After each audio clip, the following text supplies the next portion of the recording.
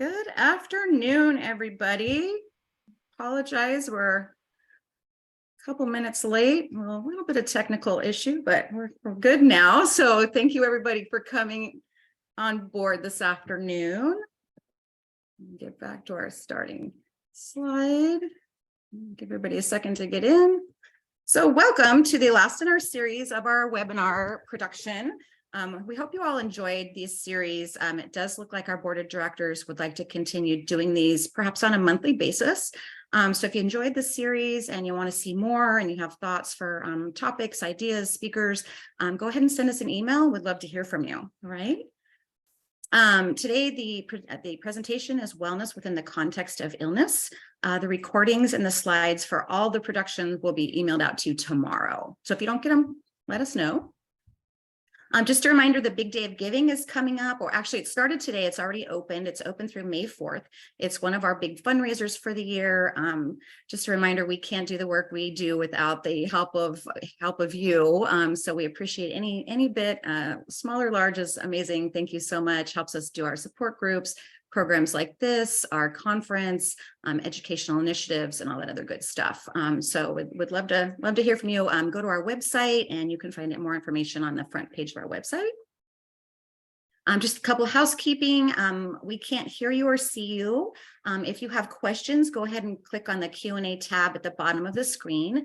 And at the other presentations, the questions were getting answered at the end of the session, but today Dr. Egli is going to answer them throughout the session. So if you have questions that come up along the way, just go ahead and type them in and we'll get to them as soon as we can. And last thing, I'm going to tell you a little bit about today's speakers. Dr. Ehsan Hadi is a movement disorder neurologist at Mercy Medical Group Dignity Health Neurological Institute. I always have a hard time with that one. Dr. Hadi completed his neurology residency and fellowship in movement disorders at Loma Linda University Medical Center, where he served as a clinical instructor and chief resident neurologist until 2012. He then joined Mercy Medical Group Dignity Health. His personal care philosophy is to treat people rather than the disease and to improve their quality of life by providing awareness and education. Dr. Eric Egli received a PhD in clinical psychology at the University of Minnesota. He then provided hospital-based mental health care and worked as a faculty of a family medicine residency. Relocating to California, Eric worked at Kaiser as behavioral medicine specialist. In that role, he collaborated with neurologists and other specialists to help patients and their families cope with the physical and psychological consequences of various disorders, including Parkinson's disease. He retired from Kaiser in 2016 and maintained a private practice in Auburn until November 22 and is a past president of PINK. So gentlemen, with no further ado, I'm going to introduce you to Dr. Hadi. So thank you so much for coming today. Well, thanks, Jen, for organizing this event. I think this is a very good effort by PANK to create this awareness about Parkinson's disease and associated symptomatology. So I just wanted to give you a brief overview. I know Dr. Egli is going to give us a very detailed talk later on to help us manage these symptoms. But Parkinson's disease traditionally has been recognized as a motor disorder, meaning mobility, dexterity, tremulousness, gait issues, stuff like that. But there was a big unrecognized or under-recognized part of Parkinson's disease, which is called the non-motor part of Parkinson's disease, which can range from difficulties swallowing, thinking, drooling from mouth, sleep issues, behavior issues, and the big category, mood issues. Which actually afflicts almost 30+% of the people at the time of diagnosis, being diagnosed with Parkinson's disease. And it would be, I think, unreasonable to expect that we can improve quality of life or the management of Parkinson's disease without managing the non-motor symptoms of Parkinson's disease, because we can control tremor or improve mobility with a variety of ways. But unless we address the underlying mood, unless we address the underlying depression and anxiety and so on and so forth, unless the person is happy, the symptoms are not well controlled. So, there are a variety of mood symptoms that we see with Parkinson's disease. Some of the common ones are anxiety, depression, lack of interest, impulsiveness, so on and so forth. Some of these symptoms are part of the Parkinson's disease syndrome.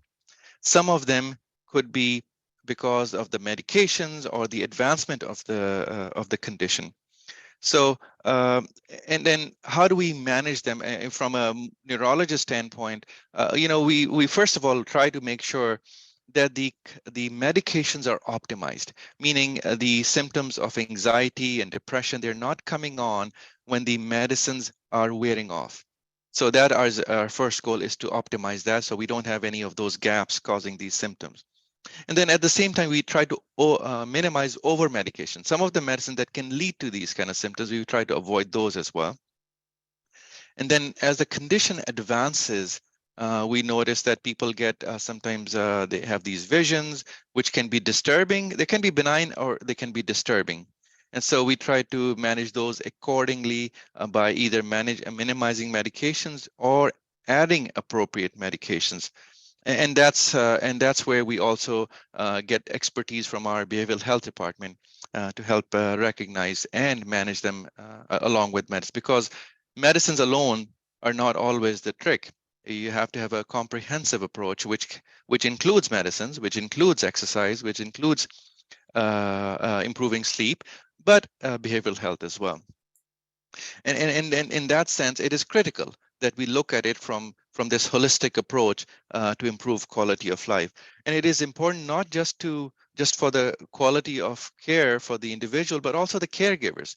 It can be very exhausting, these mood-related symptoms. They can have a significant emotional strain on the caregivers as well. Sometimes the individual themselves, they don't recognize them as well, but the caregivers bear the brunt of these behavioral symptoms. So it is very, very important to, first of all, know that they exist as part of the Parkinson syndrome, know what kind or what types are possible, and then address them accordingly.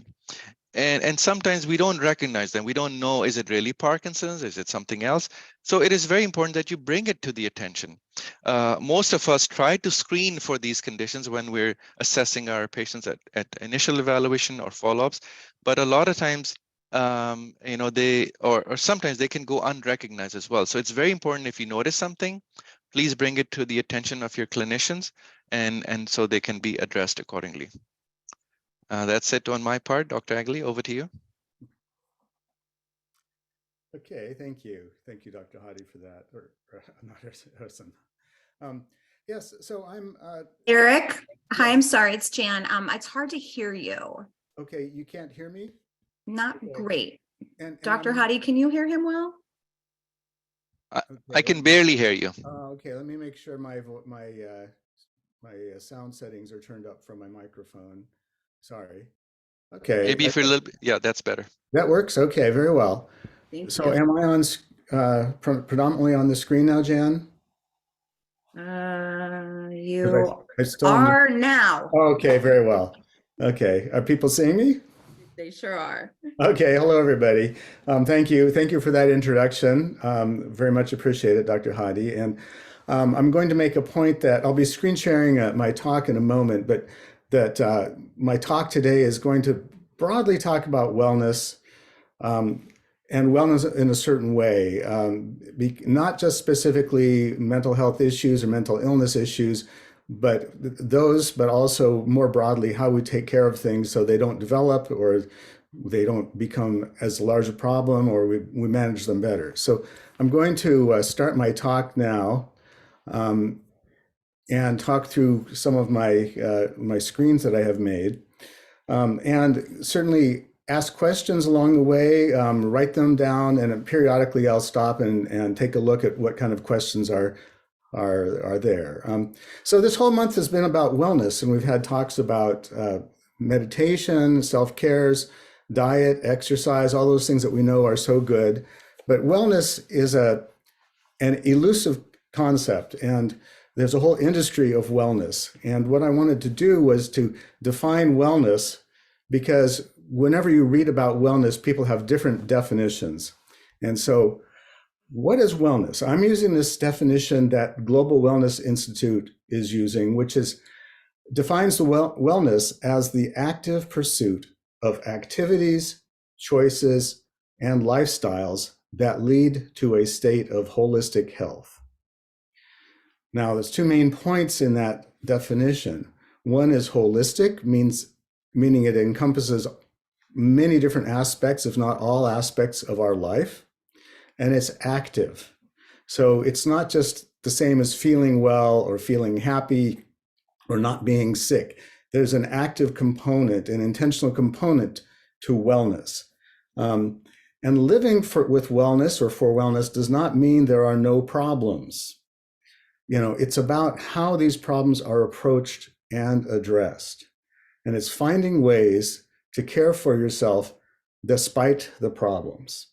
So I think we don't want to have a mistake and think, okay, I need to experience wellness. I mean, wellness is an approach to life, an approach to the issues that we deal with, that helps us live as well as we can given our situation, because everybody has problems in one area of life or another. Health problems, chronic problems, losses, divorces, and how do we get through these things in a healthy way? So to talk about holistic, what that means is I'm just listing a number of the things that come into quality of life and that affect our wellness and how we approach our well-being. There's social, of course, familial, marital, our physical, our bodies, like with the Parkinson's clearly and the motor and other symptoms, economic. There's existential factors. What is our meaning? What is the meaning to our life? And sometimes when people find themselves limited or having a chronic condition, they start questioning, why am I here? Why do I wake up? So there's existential, meaning to life. Intimacy, sexuality, those sorts of things can be very important.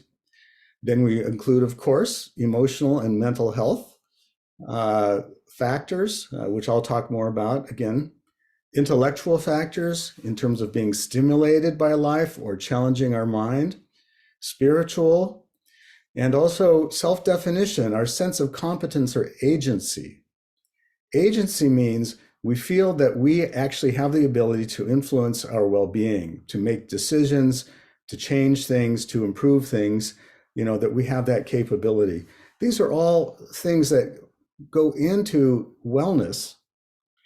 And I'm looking at wellness as a net positive combination of these things, in that holistic wellness is not determined by any one of those factors, but by a whole combination of them. If we were to give them all points, we want to maximize the total points we can get. And if some of them are especially problematic, we want to try to improve them, but we don't want them to completely absorb our focus. In other words, if we have an illness, we don't want to just focus on that and neglect our relationships or neglect our social or neglect our body. We have to build up and focus others that are positive or can be positive, so that the entirety of our life, we can say, well, yeah, I've got challenges, but I think I'm doing reasonably well under the circumstances, or maybe even better. But no one aspect should define your well-being. Moving on to the second point, which is that it's an active condition or an active state, and it's intentional. Okay, it's an approach to living, and will fluctuate through time. We'll have good days, we'll have bad days. Physical health, and there's been a lot of studies related to this, physical health itself does not actually determine well-being or happiness. It is an important aspect. And at times when it's just, you've got a diagnosis or something and it hits hard, you break something, the focus goes there. But over the long run, there are many other things that really determine how we feel on a day-to-day basis in terms of our quality of life. And as I said, no one will be healthy forever. So we all are dealing with this. In this case today, we're talking a lot about Parkinson's, but in general, there are many conditions that people are dealing with, and it's how we approach them, because they will come, that really make a difference. So it's a commitment to do the things and make choices that will give you the best quality of life under your circumstances, but no one does it perfectly. So we don't have to have this lofty expectation of ourselves. I'm going to lead the ultimate wellness life. I mean, maybe some people do that, But we want to strive for that, and we want to understand what comes together to make that happen. Looking at some of the elements more specifically, fostering wellness, I want to make the point that wellness, it's a continuum. It's not like I have wellness and I don't have wellness. It's a continuum. We want to shoot for the upper half of that continuum. I always say that regardless of our age or health condition, there's a range within which we can function, and we want to be in the upper half of that range, not the bottom half of that range. So in social contexts, we want to nurture our relationships. We want to reach out to friends. To have a friend be a friend means being a good listener as well as sharing yourself. Help guide people if they have questions. Certainly with Parkinson's, a lot of people don't know what it is. They're shy about it. They don't know what it means. They don't know how you're dealing with it. And so sometimes people who would be with us, they pull back from shyness, uncertainty, a fear of offending, not sure how to talk about it. So you want to be open with people. Not everybody will respond the way you want them to. Find good relationships and nurture those. But a few things, be open to questions, bring stuff up if people have any questions at all. And the more comfortable you are with how you are and who you are, and the more comfortable you are talking about it, the more comfortable they will be, because they'll feed from how you feel about things. Also going to support groups, classes, and meetings, really good. And not just about Parkinson's, expand your interests. It could be bird watching, railroads, cars, music, whatever it happens to be for you. Just the isolation is devastating. We can't have isolation. We know that has a powerful effect, not only on your mental well-being, but also your physical. Family and marital. I always say with your partners, you are mutual caregivers, regardless of who's got the diagnosis. You're mutual caregivers and care partners in the journey. Supporting each other in your needs is vital. Everyone's needs are important. And this is difficult. You have to discuss concerns in a way that keeps everyone's needs in mind and in focus, and strive for win-win solutions as much as possible. Think win-win when you struggle, and try to find a mutual point where we're trying to find the best answer rather than argue with each other. What are we trying to achieve? You need a break. I need help. I feel scared when you're not here. Whatever it is, how do we find something that can help work for both people? Express love and appreciation.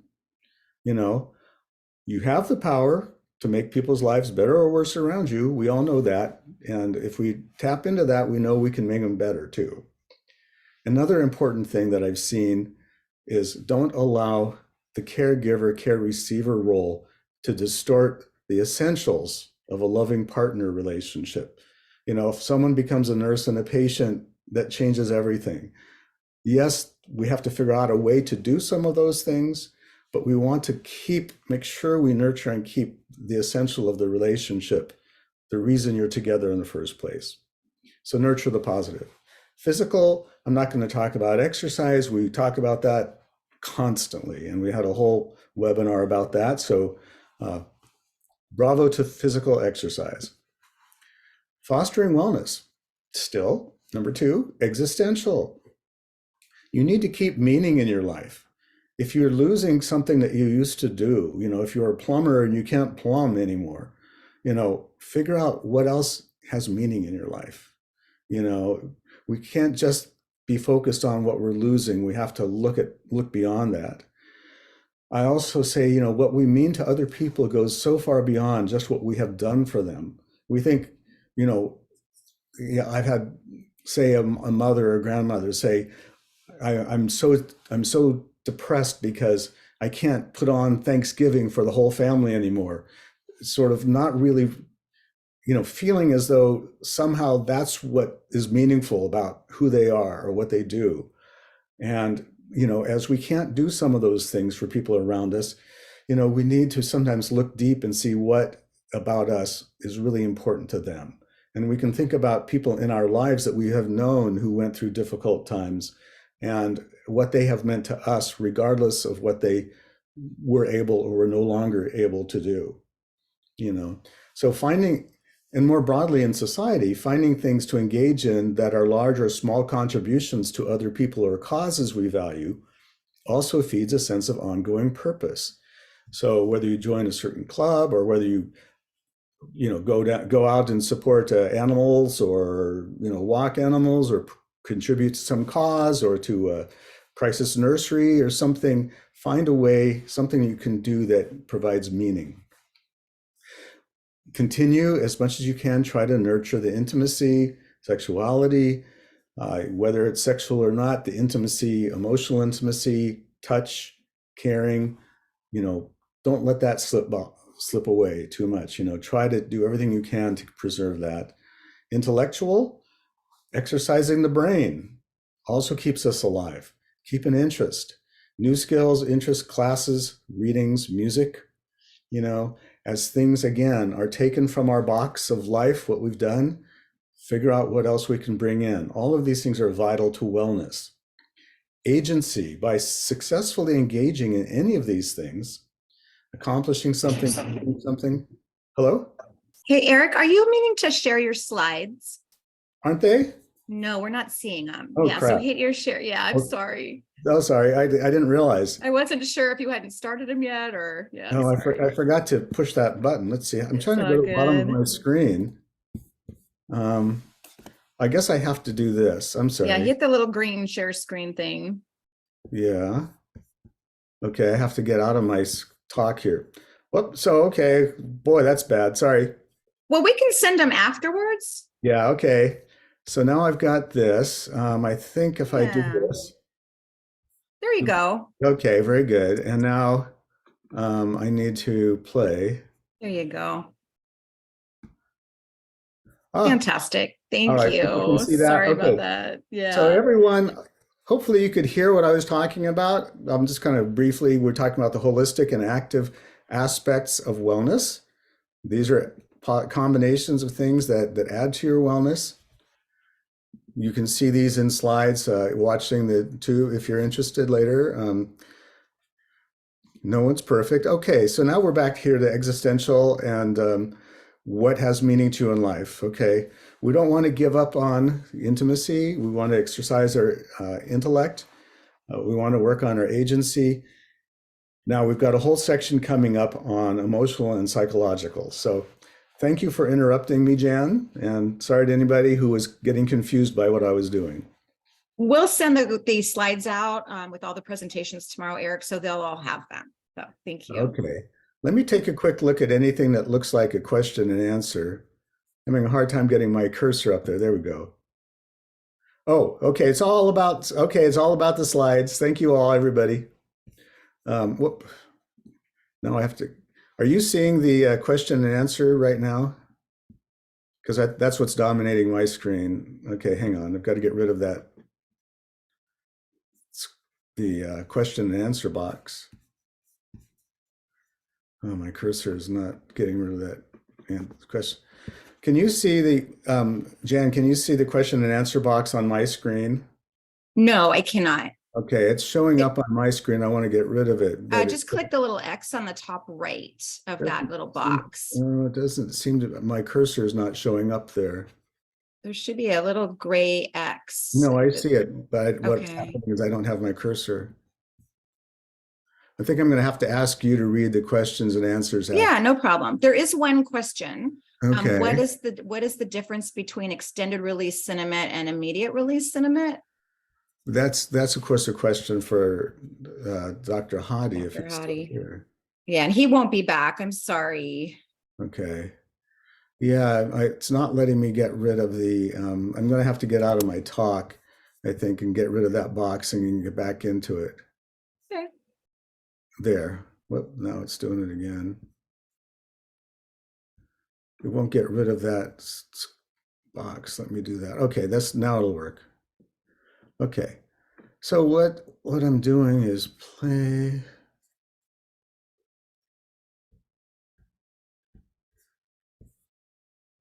This thing up here is, hang on, there.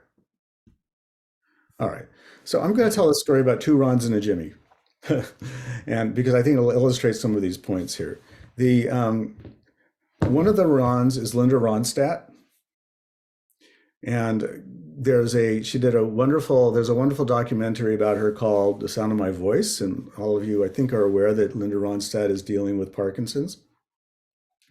And as she talks through this, as the documentary interviews her and talks with her, there's a scene at the end where she is sitting with her family and singing. And her singing is, it's not what we're used to from Linda Ronstadt, but it's probably better than mine, or many of ours. And so she's singing along with her family. They're all in a circle like they always did all her life and as she grew up. And they interviewed her later and she said, well, that's not really singing. But at the same time, as she was talking about her condition and her singing, you could see, she's a very courageous person who's had so many gifts. And the point I kind of want to make about that excerpt or that piece was, even though she wasn't singing the way she used to, she was singing with the family. And as I was saying before, the meaning of that, not only to her, but to her family, to be experiencing her with them under those circumstances, really adds an extra meaning, perhaps even beyond the time when her voice was what it had been. And I just want to point that the importance of those connections and relating to that. Another Ron I want to mention is actually a relative of mine who died a few years ago with ALS, Lou Gehrig's, and it only was with him for about 2 years before he passed. And in the last year of his life, when he was very disabled, he wanted to visit the family we have back in Switzerland. And they figured it out despite his level of disability, got on a riverboat, went through Europe to Switzerland and visited family and came back. And what I want to say about that is, we want to realize that just because in this case there was maybe only another year and he was disabled, doesn't make it less meaningful to engage in these things.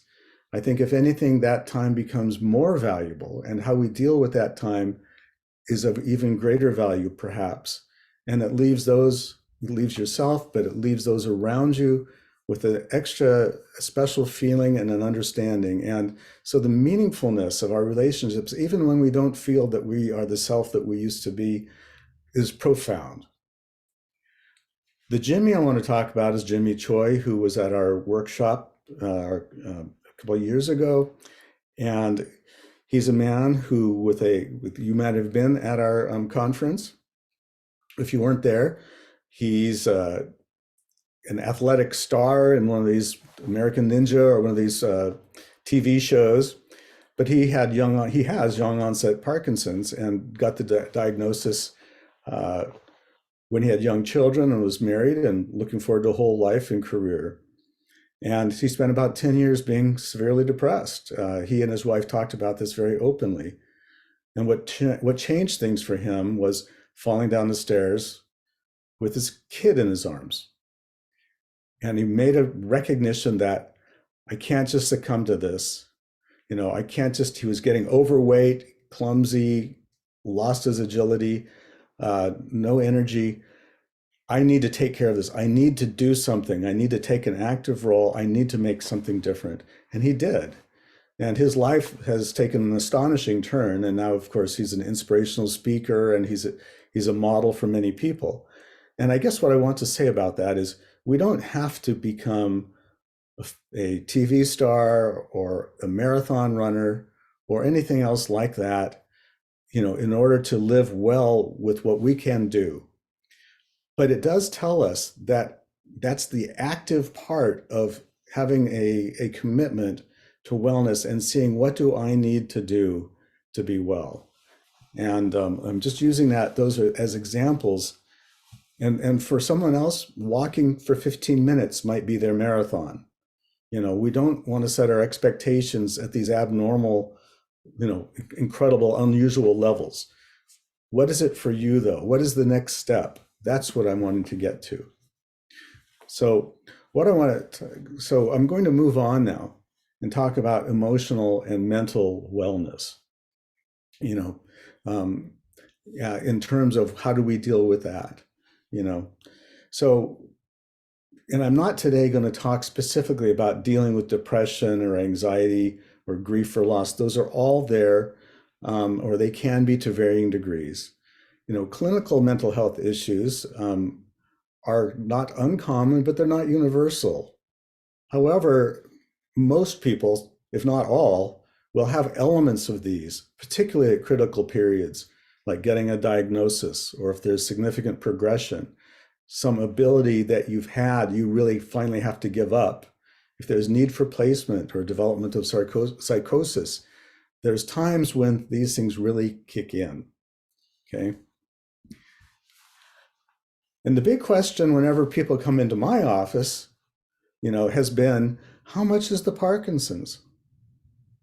In this vein, the sense of how much is the Parkinson's has come from, people who, especially who maybe have not had mental health problems, and now they're struggling with these, and they don't know, is this my neurochemistry, the nerves, transmitters in my brain? In some ways, there's still a stigma, unfortunately. So it kind of, if it's the Parkinson's, it gives me a good reason. But really, people have good reasons to be struggling with these issues.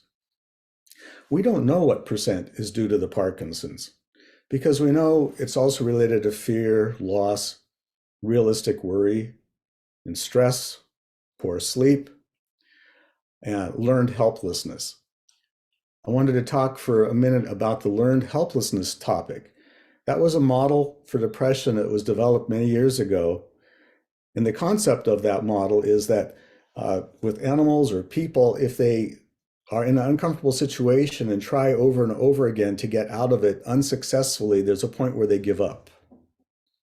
And then when you give up, even if you did have the ability to get out of it, or the opportunity presents itself, sometimes you don't take the action or the steps to engage in them because your mind has already given up on it, which can also, of course, lead to apathy. And one of the things that I get concerned about with the words we use, chronic, condition, not curable, progressive, is that it sets people up, if they don't learn otherwise, to feel that the game is over in some ways, and I've met people who have kind of internalized that sense, kind of like what Jimmy Choi did. Game's over. I'm not going to have the future I want. I'm not going to have the experiences I want. And that's not necessarily true. It doesn't have to be true. So I want to be really careful, because this sort of learned helplessness idea, the sense that we don't know, that we've kind of lost the confidence that we can really direct ourselves into quality of life, it's important to get through that or past that. I also want to make the point that anxiety and depression can feed on themselves, okay? If I can be anxious about getting anxious, if I have panics, I have that kind of thing, I can be fearful of having a panic, and that fear brings on a panic. I can also be depressed about being depressed. I'm down, I feel down, I start getting critical of myself, I start giving up more. Why can't I get better? I'll talk more about that, but we can beat each other up, beat ourselves up, and sometimes each other. The thing is, you don't have to figure out how much is the Parkinson's. Regardless of how much is what percentage of the Parkinson's, there are things to do, and you should do them all. Or at least examine them all to see if that's what you should do. The approaches we're talking about are medical. You want to talk to your neurologist. Sometimes actually the PD medicines can contribute to mental health reactions and mood problems, for sure, anxiety problems, whether it's the medicine itself or coming off the medicine or inadequate treatment of something. So you want to have that evaluated.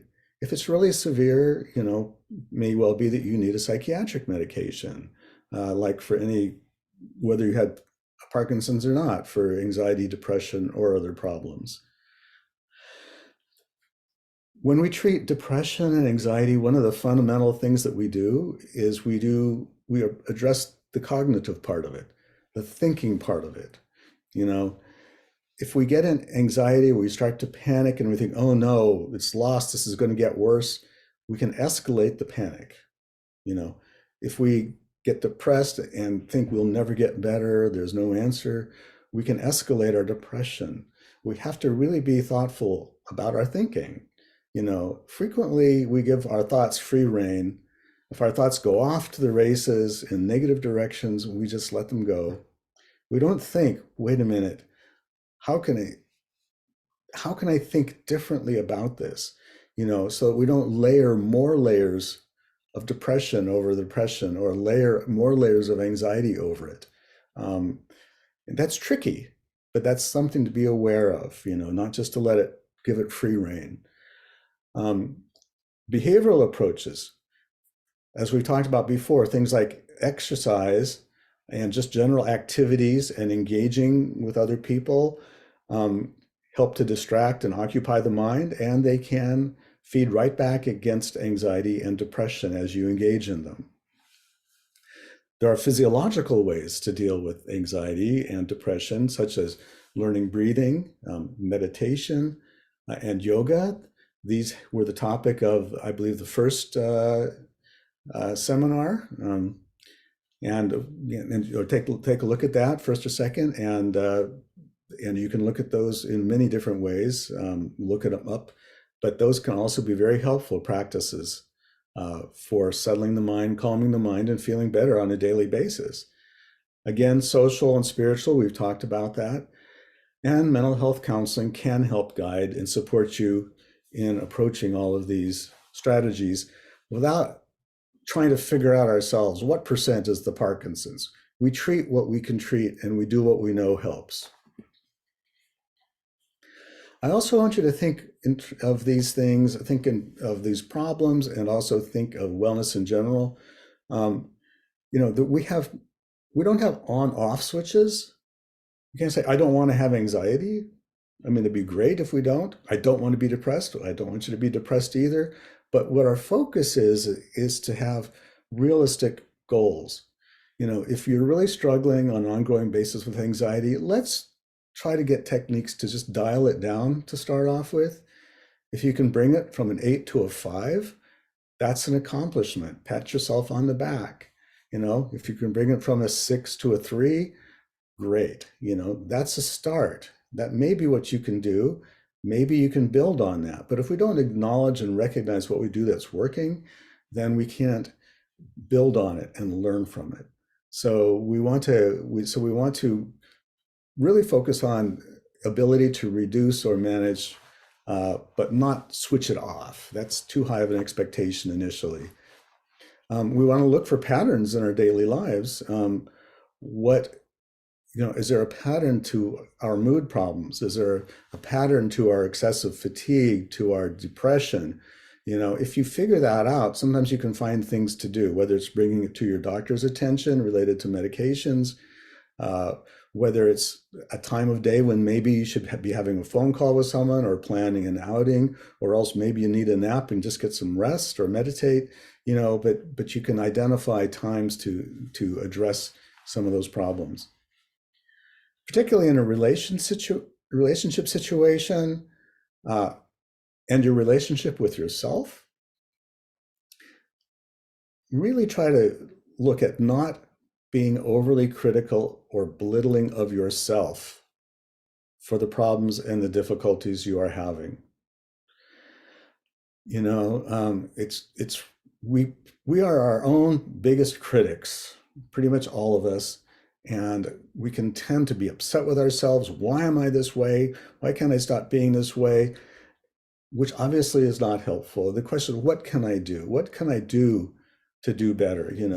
But try not to be too judgmental of yourself or the other. Now, there are going to be times when the person you're with drives you crazy. You might say things you don't want to say, and you have to apologize. Trying not to let it get to that point by just sharing how, boy, I'm having a hard day today. I think I need to back away for a while, and allowing each other to do that so it doesn't get to the point where we get too much at each other's throats. But it's going to happen at times. But do our best to not be critical, to not belittle, to try to have a problem-solving approach. Talk together. How can we address this? What should we try to do? And that's part of, using supportive coping language with yourself and with others in the difficult times. There's an awkward word that's used in mental health called catastrophization. It means your brain sees a problem as a catastrophe, blows it up. Oh no, this is the end of the world. This is horrible. This is never going to get better, and it's something that we all fall into when a bad experience is happening. One of the things we try to learn to do is to not catastrophize, to recognize that generally speaking, give something some time, move away from it for a while, things will settle down, things will improve, there'll be a way to get through it. We want to try to avoid that catastrophic thinking. One big word that's a challenge for people, partly because what does it mean? And what is it, what is that? What is acceptance? Now, I think acceptance is a big and a difficult word because it doesn't mean that we like it. It doesn't mean we want it. It doesn't mean if we couldn't get rid of it tomorrow, we would. The way I'm using acceptance is as an acknowledgement and a recognition of what is so, just the way it is. Accepting that this is reality. It's not wanting it, it's not endorsing it, but you can't address a problem which you're denying or simply avoiding. Now, so that's the important thing. If we deny that we have diabetes, for example, you're not going to take care of it. If you deny that you fall frequently and you could wind up in the hospital, then you will probably not do the things that you really need to do to avoid that happening, So I want us to think about acceptance. And I want to think about acceptance not as a scary thing, like I'm resigning myself to it, I'm capitulating to it, I'm giving in. No, acceptance is empowerment. Acceptance is how you define and can really look at what you need to do to set things up in a better direction. I have this it's almost funny because I remember the experience. I was doing an intake with a person years back, another state, and asking about alcohol. I said, of course I drink, I'm an alcoholic. And of course, at that point I'm going, okay, where do we go with this? There is acceptance here, but I'm not sure where we go with this. But the point is sometimes people will use something as not to clarify what the challenge is. I have high sugars because I'm diabetic. Diabetes is the reason for the high blood sugars. And so now I know what I need to do. If I have a problem drinking, I need to say I'm an alcoholic. That's acceptance. And then that clarifies what do I need to do to take care of the problem. So I think one of the things for us to do is to ask the question, take a look with acceptance. We have ownership. I have Parkinson's disease. I am not Parkinson's disease, but I have it. This means certain things at this time. What does that mean I need to do at this point to live well? And that's what I'm talking about now. That's what this is all about, okay? So we want to adopt can thinking. What can I do, or what might I do to accomplish what I'd like to do, to live the way I want, or to feel better? So I'm going to make a few more points here.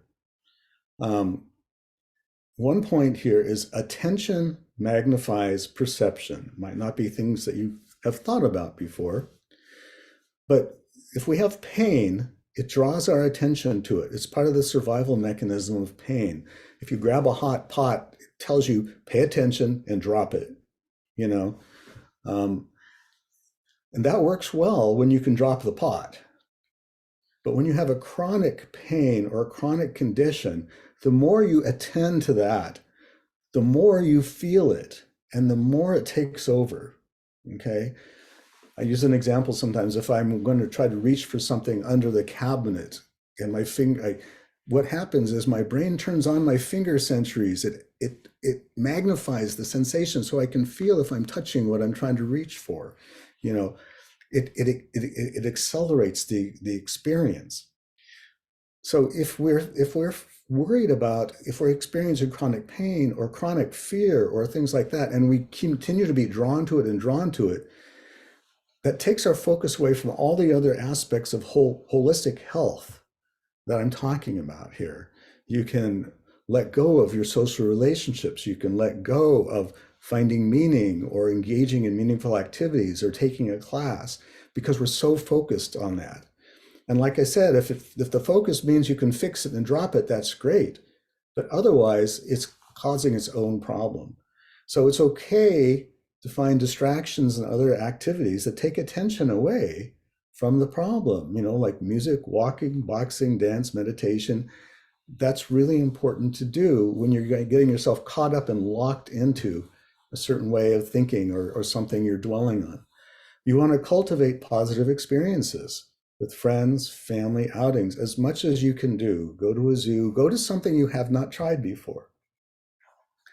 Positive practices are really important. We've learned that spending some time in the morning or in the afternoon or other times, what am I grateful for? Where's my gratitude? Because again, negative things or painful things naturally draw our attention. They suck our attention to them to the point where we can forget these other things, okay? So gratitude lists have been found to be helpful. Acts of kindness. There was a recent study that actually sort of prescribing a person to do several acts of kindness a day intentionally, saying something nice, writing a note of appreciation, doing something for somebody, actually helps recover from depression in a positive way. Because we're wanting to get into the positive. We're not wanting just to get less negative. These are things that draw you into the positive experiences of life. And again, positive practices can include meditation and also just pacing yourself in terms of what you're able to do. So we want to do all of these above while still acknowledging the reality of the challenge, the struggle, and the loss which is there. We can't deny it, but we don't want to bathe in it.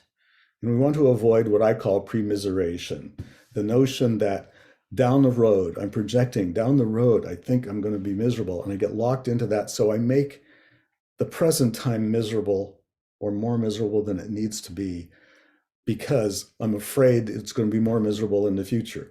That really is not a good idea. If we can have a good day, have a good day. We don't know what's going to happen. A car could hit us, you know, something might happen good, something bad. I'll tell you, we're very bad predictors for how we're really going to be in the future. So let's not lock into that. See if we can draw back from that as much as possible and do whatever you can to make life better for those around you, even little things. In conclusion, remember, if you can make someone's life more miserable, which we know we can with our partners, you can also help make it better. Flip it around. Think about what we can do for each other that makes it better. Don't allow one problematic aspect of your life to consume your entire focus and your entire being. Don't let that define you. A comprehensive approach to wellness means not just trying to stop an adverse symptom, okay? We want to address underlying conditions that feed unwellness, like isolation, misery, hopelessness, and inactivity. You know, if we take care of ourselves in these other ways, it's going to bring our net wellness up and probably help with what we are otherwise focused on in a less productive way. Because sometimes the more you focus on needing to stop a feeling or a condition, the more you get caught up in it and the more it controls you. So better to accept the issue or the problem to some degree and seek to move on in a better direction. Okay, that's it for me and this talk. Are you still there, Jen? I sure am. Thank you so much, Eric. That was fantastic. Really, really great information. Thank you for getting your slides up. So sorry about that, everybody. Yeah, I'm sorry. Yeah. Yeah. Do we have any questions? If anybody has any questions, go ahead and shoot them in the Q&A, please. Eric, do you have anything else you want to add while we're waiting? No, I hope I didn't lose anyone with some of the technical issues that we've been dealing with. Got a little distracting there, but I think in the end they came out. Nope. Everybody was enjoying it and everybody stuck around. So thank you so much. So Oh, okay, very good. Thank you. I don't see any more questions. Okay. So I just want to once again, Oh, somebody raised a hand. Somebody raised a hand. Let me see. Two people raised a hand. I'm getting signals to that effect. I can't see them, but you can. I can't see them. Oh, If so you have a question, send it in the chat or the Q&A. Because that we can't respond to like a raised hand. That's usually like if you're taking a vote and somebody raises their hand, but we can't respond to that. So okay. I don't see any questions. So anyway, thank you so much, everybody, for attending today. Dr. Egli. Two people raised their hands, so okay. Yeah, sorry. Thank you, everybody. I know that I covered a lot of stuff here, really, in a lot of ways. But I wanted to step back from the typical anxiety, depression talk and really talk more broadly. So thanks for the opportunity. No, it was perfect. It was wonderful. Mm-hmm. All right, everybody. Thanks again for attending. We will get you the slides and all the videos from all the presentations sometime tomorrow in your email. And wait a minute. There's more questions now. There are. You are. Let's You're take right. a look. You did pop up. All right, let's do this. All right. There's a thank you from Bernadette. Good info from Diana. Okay. Christine said thank you. Oh. We got lots of thanks. So thank you, everybody. Yeah, you're free. All right, all. Thanks again. Have a great day. Take care. Oh, there's another one. Oh, let's see. A very good presentation. Oh, okay. Thank you. Awesome, everyone. Thank you. Take care. All right. Take care. Have a good one. Thank you. Bye-bye.